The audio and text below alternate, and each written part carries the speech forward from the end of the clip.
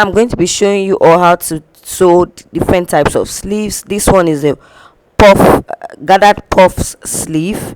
This is the first sleeve we'll be learning how to cut and sew, and the next one here is the gong sleeve. This is what it looks like, and I'm also going to teach you how to cut and sew this type of sleeve. That's the gong sleeve. Then you can also use the gong sleeve with an attach another hand inside, so I also tell you how you can do that. And then we have the pleated puff. It's still puff, but the top part is pleated. Okay, then after this one, the next one we're doing is the peplum bell sleeve. That is, it has a hand at the beginning and then a peplum flay at the edge, as in at the end of it. So I'm also going to show you how to make this one as well. The next one here is the same peplum bell sleeve, so I'm also going to, yes, this is the same thing, so I'm going to be showing you this. Then next, the last one will be this regular peplum sleeve. That's this sleeve that is peplum from the top part like this.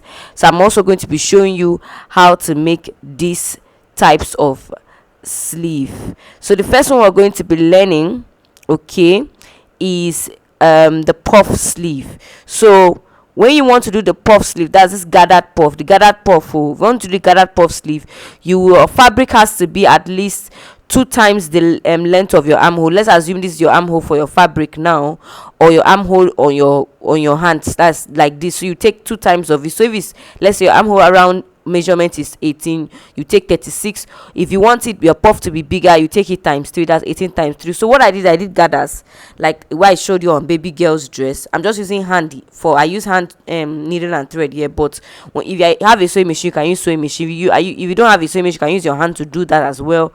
And then when you have finished gathering it, you check the measurement to make sure you adjust it to the armhole measurement, as the armhole that you took on your fabric. After doing the top part, you're going to do the same thing to the down. That's the same gathers at the top, you're going to do it at the down, or you can use the elastic at the down to do your gathers. So this is what I did. I sewed the same way I did it, and then I just used the thread to drag it to gather it. Okay, once I do that, I just join them together like this, and then sew these sides that join together and interface them. Okay, so this side here, I join them together, then you're going to hold it and interface it. Okay, so after joining it together, okay, this place here interfacing it, then I'm going to put a band here. So now this is the band.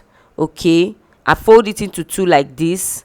Okay, and then sew it at the edges. I'm going to sew it at the edge of it and then interface it. That's if you want your puff to stop. If you want your puff, you can still elongate your puff, but this one now has a band. Okay, I'm going to show you the picture of the one. This one, you have a band like this. You just take it and interface it and sew it. So this, I've added the band here like this and interfaced it, and then you can just turn it like this and sew it. So this is what it looks like. Okay, so after that, all right, let me just put on a mannequin for you to see. So this is what it looks like. If you want your puff to be fuller, you add your inches longer. So this is it on the mannequin. You can attach it. You are different ways. You can sew it and put a band at the top like this one here. This one did not attach to the cloth, just like this, and then there's a hand that you attach to the edge, that or you attach it to your cloth. So this is it.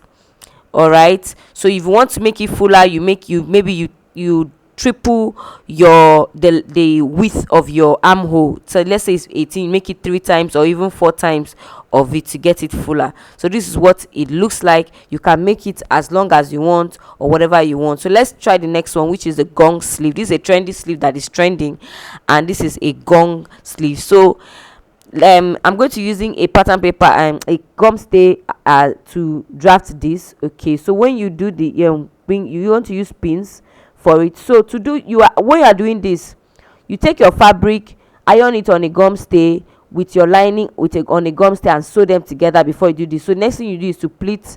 You just split the middle and then pleat one side of the right and then one side of the left. So this is the side of the right I am pleating here, just a little pleat. After that, you go to the left and pleat. That's, you take your fabric, add gum stay, that's you iron gum stay on it to iron your lining to sew them together to get, because you need it to be hard to give you that gong shape. So when you finish pleating it, okay, you're going to take your tape all right, to check if it is up to. So if it is more than, okay, you can split it a little bit more, that split more on the side of it like this, and then you, when you are done getting your length, then you just join these sides here together, interface it, and sew this edge that is separated together. So I've just done that. So next thing you want to do is to, that place that we use pins to tack, okay, we're going to use, either you use your hand needle to tack it with the color of the thread of the fabric. Okay, I use red thread here just for illustration purpose, so you can say you can tack it, or you can use, you can sew the top side round, okay, instead of doing this tacking with your hand. But I prefer you tacking with your hand, so you can make sure you hold it well so that the shape of the gun will come out. Just tack it just a little bit. You make sure you use the color of the thread of that of your fabric. I just use red color to, for illustration purpose. So I'm done doing that, okay, on all the parts I tacked. Okay, now we're going to take it to the mannequin and wear it and show you. So when you know, when you want to sew this on your fabric, assume your clothes is attached, you most times you interface it with your fabric, so it bends down, okay, and that part that you tacked does not show, okay, it does not show. So this is what it now eventually looks like. I just dimmed the light so I can see it better. So this is what it looks like. This is your gong sleeve, and this is how you achieve it. So you can also, as in, some people still put, let's say, a net hand inside. I'm going to show you a picture of what, how you can of what they still have extra hand inside like this. So this one now has an extra hand inside to bring out the beauty. So that's how you can do it. The next one I'm going to do is the pleated puff. So it's almost like a gathered puff, only different that you pleat it. So you just take pleats one after the other and pin it. You can pleat while sewing, but I prefer you pin it first so your pleats will be arranged. Okay, so you pin it like this and pleat it one after the other like this. As you bend your fabric on the other side, pin it, bend it like this, pin it, bend it, and then pin it in. That's to pleat it, so that your puff is more, that's the pleating is more defined like than the gathers. Okay, it comes out much more defined. So when you're doing your puff, you take about 2 or 3 times the yards that you need for your roundness of your armhole. So I'm going to do the same pleating at the down part to continue with. Okay, that's, I'm going to just pin this down part here like this. Okay, just to, I just followed the same pleating at the top to achieve that. Just that. Some people can still use elastic at the down to gather it if you don't want your pleat to be too defined. And once you're done, okay, you just, either you put a band or you elongate it with a fabric, and then you sew the top sides like this with your, either your hands or your sewing machine, thread, needle, whatever, and then this is what to look like, and then you turn it around and sew them together. Okay, so once I'm done doing that, I'm just going to put on a mannequin and then show you. That's after joining them together. So this is it on the mannequin. You can see this one is more defined than the gathered puff. So this pleated puff is much more defined than the gathered puff. You can make it as full as you want and as long as you want. You have to use more fabric to achieve it if you want it fuller or longer. You can attach a hand extra to it. So the next one here is the peplum bell. That's, this bell is, that's, it has a hand and then it has a bell that rings at the end. So that's why it's called peplum bell. To do that, you first of all assume this is your first hand, that's that top side. Okay, I've already sewn it, folded into, as in sewn it round. So you assume you're going to use that as your measurement for the bell size. For the bell size, you're going to do a peplum. So it's just like a fabric like this. You fold it into 4, first 2, and then fold it again like this. It will give you this square method. Okay, you can, you just, so you use this measurement around the edge here to determine it. So if your measurement here after sewing it was, say, 10 times 2 will be like 20, or let's say 8 times 2 is like 16, divided by 4. So you divide your measurement by 4 inches, and then you find 4 inches curve here. You find 4 inches curve here and mark your, that's if your result came out as 4 inches. If your result came out as 5 inches, you just mark it round. This one is 16 divided by 4 here. Okay, and then I'm going to cut out that part that I marked round. Okay, that's supposed to be my measurement for that roundness on the hand. Okay, then I want to, for the length now, this length is going to be 4.5. I want a short one here. You can make your own longer, okay, by using more fabric for it, and then just mark through so that it's equal. Just mark it through at the 4.5 and just um use my chalk to mark it round.